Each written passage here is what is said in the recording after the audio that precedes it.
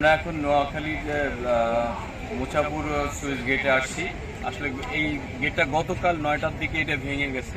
ভেঙে যাওয়ার ফলে এখানে আসলে বিশাল যে ক্ষতির যে সম্ভাবনা আছে, যেটা প্রতিনিয়ত এর যে জোয়ারের পানি আসবে, এই পানিতে নোয়াখালীর যে নিম্ন অঞ্চলগুলো সবসময় প্লাবিত থাকবে এবং ফসলের উপরে এসে বিশাল ইফেক্ট ফেলবে।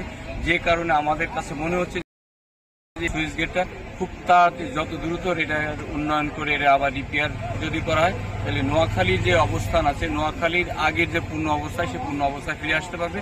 তাই নাহলে এখানকার যে নদীর যে সংশ্লিষ্ট যে এলাকা, নিম্ন এলাকাগুলো মানুষগুলো অত্যন্তভাবে এত ক্ষতিগ্রস্ত হবে এবং তাদের পুনরায় এই বন্যায় এফেক্টেডের জায়গায় ফিরে আসতে তাদের জীবনযাত্রার মান ক্রমান্বয়ে নিম্ন দিকে যাবে এবং দারিদ্রতার যে ধারাবাহিকতা, এটা ধারাবাহিকতা আরও বাড়তে থাকবে।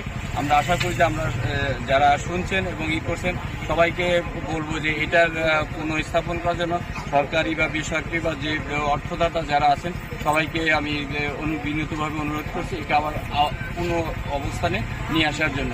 সবাইকে অনেক অনেক ধন্যবাদ। সবাই ভালো থাকবেন। আসসালামু আলাইকুম ওয়া রাহমাতুল্লাহ।